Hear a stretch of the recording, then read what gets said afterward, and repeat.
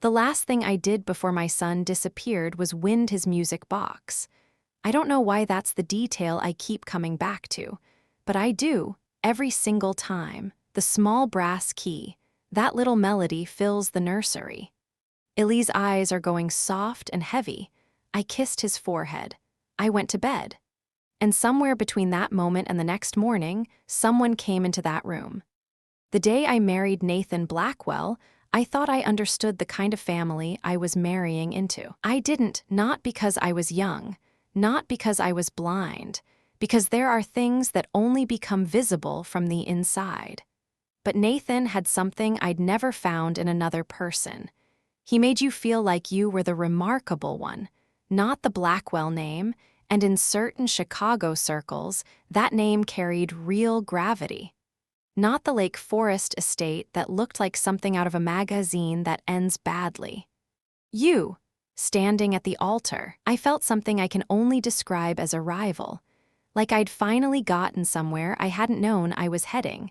Then I looked past his shoulder, at his mother. Margaret Blackwell watched me from the front row with an expression I couldn't name. Calm, precise, the look of someone who has already made a decision and is simply waiting to watch the outcome confirm itself. I told myself it was just how she was, old money, reserved, North Shore composure. I told myself that for a very long time. 14 months after the wedding, I had our son, Illy, 7 pounds 3 ounces, dark hair, eyes that seemed already patient, like he'd been somewhere before and was in no particular rush about being here. I laid him down the night before his christening, wind the music box, kissed his forehead, went to bed. The next morning, the baby monitor was dark, not low battery, not glitching. Dark. I remember the hallway, how it felt longer than it was, how my own footsteps seemed wrong. Too soft, too careful, like some part of my body already knew what my mind hadn't caught up to yet. I pushed the nursery door open. The music box was still. The mobile above the crib wasn't turning. The room was exactly as I had left it, and completely, irreversibly wrong. Illy was gone. What followed should have been chaos. Instead, it was orderly. Dr. Calloway arrived within the hour, silver-haired, measured, the face of a man who has managed difficult moments in this specific house many times before and found them manageable. "Sid's," he said, "no one's fault." His voice carried the weight of a verdict, not a possibility. When I asked about an autopsy, Margaret's hand landed on my shoulder before I finished the sentence. "We don't prolong the agony. We trust our doctors. We trust our family." Nathan wept, held me, said all the right things. But twice, I would remember this later, he went still in a way that grieving people don't, not the stillness of shock, something more controlled. Both times, his eyes moved toward the door, not the crib, the door. One detail I didn't process until much later, the music box was on the windowsill. I'd left it on the dresser. Someone had moved it while my son was dying and set it facing the window, key outward, like it had been placed. 16 months later, I lost my second son the same way. And in that nursery, in that same unbearable silence, I saw the music box again. Same windowsill, same position, winding key facing out toward the glass. I had never taken it out of storage. Who moved it? Who put it there again, in a room where no one was supposed to have been? That was the moment I stopped grieving and started paying attention. But what I found inside that house, it wasn't just one secret. It was a protocol, 70 years old, and I wasn't the first woman who had noticed something was wrong. After Illy died, the estate kept moving. Grief stops things, thickens the air, slows the clock. The house didn't slow. Staff arrived on schedule. Margaret in the east sitting room at 9:15, cup at the same angle on the same table, every morning, as if nothing needed to stop. Dr. Calloway visited twice a week. Attentive, professional, thorough in the way that looks like care until you notice what's missing. He never once asked how I felt. How was I sleeping? Was I eating? Checkbox questions designed to produce specific answers, not real ones. I started writing things down. I'd been a researcher. Anything I couldn't explain, I recorded. Callaway. 8 weeks. Never asked how I felt, only what I did. There was a housekeeper named Dora, 60-something, 33 years at the estate. Most of the staff had a trained invisibility about them. Dora was different. She looked at me, actually looked. One afternoon, I found her standing completely still outside the nursery, holding linens she'd clearly forgotten she was carrying. Staring at the closed door. When I touched her arm, she startled. When she turned and saw my face, it wasn't grief. It wasn't pity. It was recognition. The look of someone who has witnessed a version of this moment before and has been waiting, without fully knowing it, for it to arrive again. She walked away without speaking. I went to the nursery. The music box was on the windowsill. I had put it in a shoebox in the back of my wardrobe 3 weeks earlier. I found Dora in the laundry room, held up the music box. She looked at it for 2 full seconds before she looked at me. Do you know how this got back in the nursery? Something behind her expression retreated, like a door closing just before you reach it. I'll mention it to the cleaning staff, she said. She hadn't looked at it like something that didn't make sense. She'd looked at it the way you look at something you already know the meaning of and wish you didn't. I requested Ellie's complete medical file 3 times. 3 times it didn't come. What arrived instead, no explanation, was a sealed envelope. His birth records. Vaccination log, everything about his life, nothing about his death. The absence of a document is still a document. That evening, Margaret said, "You're resilient, Claire. That quality will matter here. I'm sorry for your loss. That quality will matter here, in this house, in this family." Nathan came to my room that night, warm, attentive, mentioned a distant relative who'd lost a child, 2 different circumstances. These things happened in families, but his eyes moved to the wardrobe while he spoke, the wardrobe where I had stored the music box. He didn't know it was back in the nursery. He didn't know I'd found it. He looked at that wardrobe like a man checking on something he expected to find in a place where it no longer was. I kept my face completely still. How many times had it happened? How many children? And why did his eyes go to that wardrobe before I'd said a single word about the music box? The estate wasn't just hiding something. It was hiding a pattern. And I was starting to understand I wasn't the first woman to notice it. If you're feeling what I was feeling in that moment, that specific dread when something finally starts to take shape, drop a comment. Because what I found next is the reason I still don't sleep through the night. I stopped sleeping through the night around week 7. Not insomnia. More like my body had decided the hours between 2 and 4 belonged to something other than rest. Eyes open, listening to the estate in the dark, and the estate had sounds. Footsteps in the upper east corridor, always between 2:15 and 2:40. Not hurried, not random. The sound of someone moving through a route they had walked many times before in the dark, without needing light. 11 nights. The time never varied by more than 4 minutes. The east corridor had been locked since the day I arrived. Nathan's explanation, storage wing, structurally questionable. I'd believed him easily, until the night I heard those footsteps stop directly outside it, and then heard, in the specific silence of 2:30 in the morning, a key turning in an old lock. I reached the corridor. Empty, door closed, but the air near it was different. Slightly warmer, the particular warmth of a space that has just been opened and resealed. Then, behind me, one hall light clicked off. Just the one closest to where I was standing.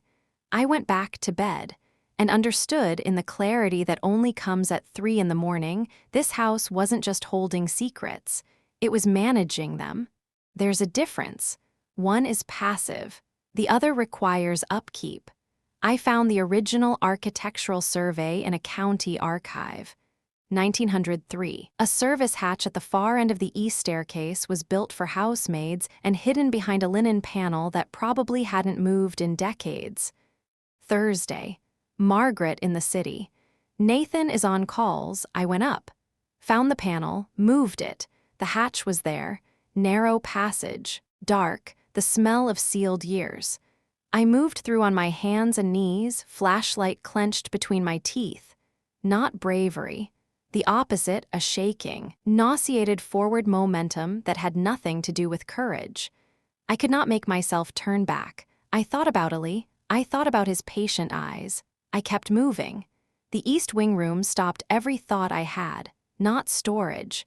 A room in active, regular use. Stainless steel surfaces. A refrigeration unit is humming quietly. Lab-grade equipment, a centrifuge and specimen containers, arranged with the precision of someone who worked here often. I offered myself the easy explanation. Private medical care.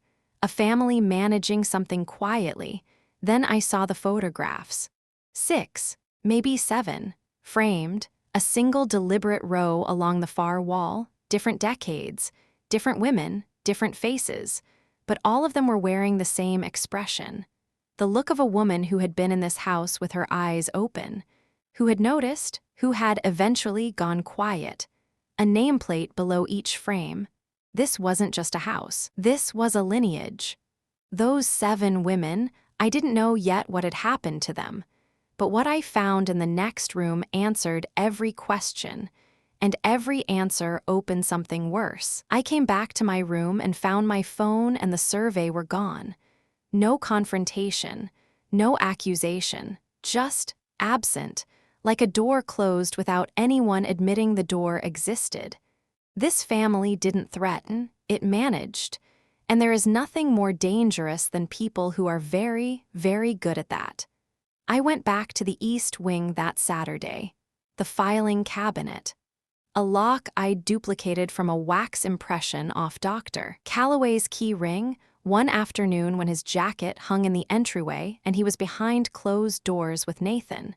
Not because I'm proud of it, because I need you to understand what I have become. Not an investigator, not brave, just a woman with 2 dead sons and the clarity that comes when grief burns down to something harder underneath. Something that doesn't shake. Something that just moves. Files organized by year. 2 letters on every reference tab. BP. Ellie's folder is under a minute. Genetic test result. Dated 11 days after his birth. Positive. Hereditary neurological condition. Males. Progressive deterioration beginning in the mid-30s, cognition, emotional regulation, and the capacity to perform at the level the Blackwell name required in every room it entered. For one moment, one final moment, I offered myself the exit, genetic tragedy. A family is managing something painful. Private grief. Nothing more sinister than that. I kept reading, recommended protocol, and beneath that, in handwriting I recognized before my brain processed where I recognized it from was his handwriting. Birthday cards. The small folded letters Nathan used to leave on my pillow in the first year when everything still felt like an arrival. 2 words. Proceed. N. Second folder. Owen. Same result. Same format. Proceed. N. My hands shook so badly I had to stop twice, press them flat against my thighs, and breathe until the trembling slowed. I had spent months holding 2 versions of Nathan simultaneously. A man shaped by something too old to resist, or something more deliberate, something chosen. I had kept both open, because closing one felt like something I couldn't take back. Standing in that room, holding his handwriting on a document describing the death of his own son, I closed one. The oldest files date to 1952. Same structure across every decade. Asterisk recommended protocol. Asterisk and beneath it, always a signature. Different Blackwell men across different years. Fathers, uncles, Nathan's grandfather, all of them had signed. All of them had written the same word. Proceed. 70 years of sons who did not survive their first year. 70 years of fathers who looked at a document, picked up a pen, and then went upstairs and held their wives in the dark while those women lay there thinking, "What did I do wrong? Why does God keep taking them?" While the man beside them already knew. He had always known. She had his handwriting on documents describing the deaths of his own children, but she was still inside that house. And someone had already been in her room once. The only move left was the one they'd never expect, because they had never once considered that a woman in this house might actually get out. Wednesday, 5:20 in the morning. I want to be honest. I was not brave. Exhausted past the physical kind, the kind that lives behind your eyes and makes everything feel unreal. I talked to Ali and Owen before I went down, not out loud. In the private place inside me that no one in that house had ever reached, the one room they couldn't unlock.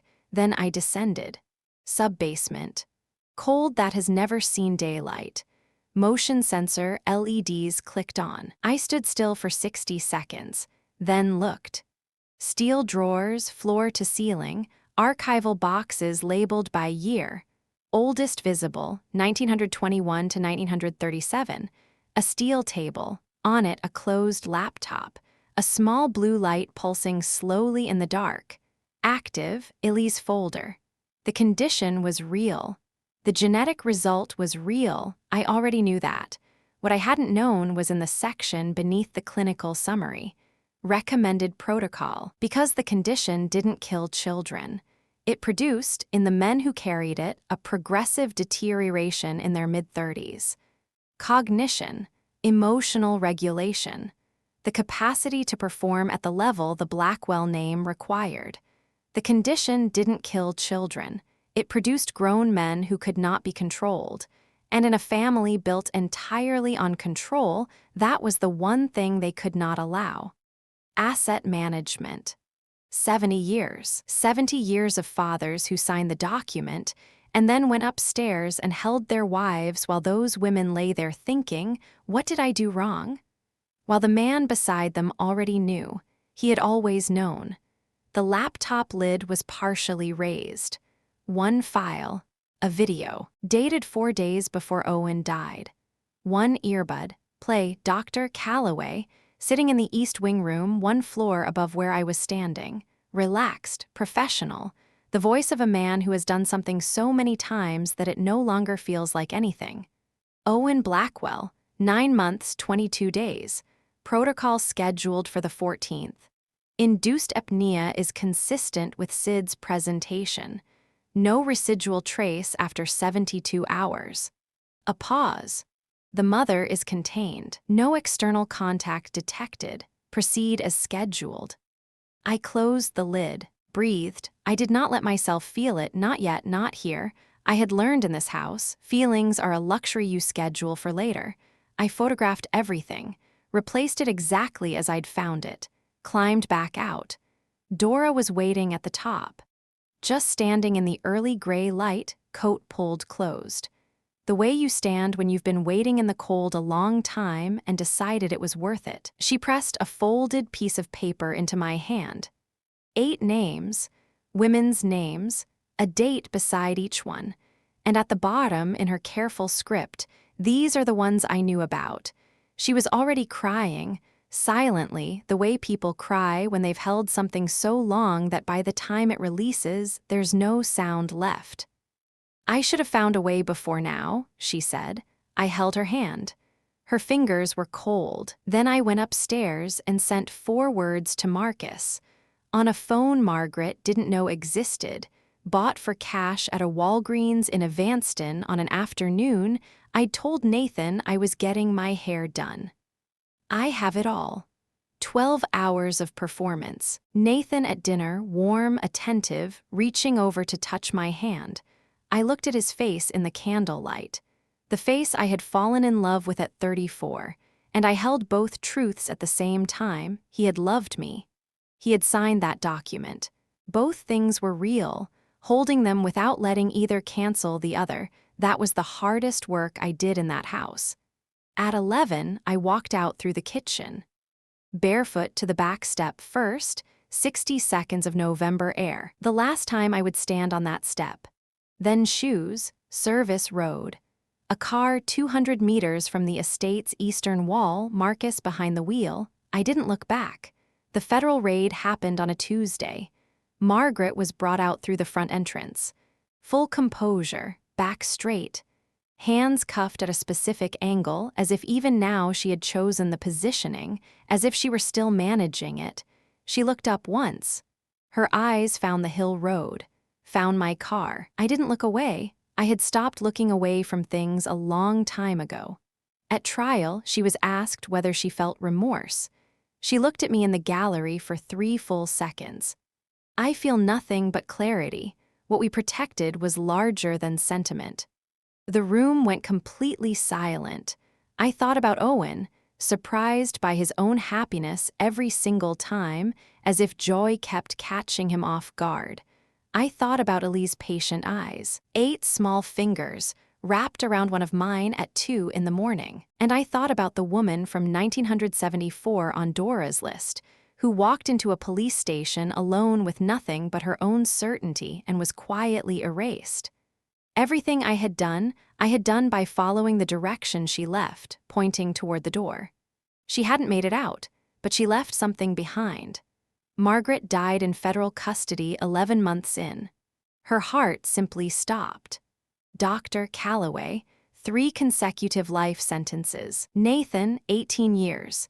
He sent a letter through his attorney. It sat on my kitchen table for 4 days. I never opened it. I went back once, before the gates were locked for good, up to the nursery. Crib gone, walls bare, just flat gray light across an empty floor. I stood in the doorway the way I had stood there the morning everything changed, when the silence pressed back with the weight of something irrevocable. In my coat pocket, Ellie's music box. I took it out, wound the key, set it on the windowsill, 4 small notes into the empty room, that same small hesitation between the 3rd and 4th, like a breath held and then released, like something that almost stops and then decides not to. I left it there. I walked out. I did not take it with me. Some things aren't meant to be carried out. Some things are meant to stay so the room remembers, so the silence has something to answer for Ellie, for Owen, and for the woman from 1974 whose name I never found, but whose courage I followed all the way out the door.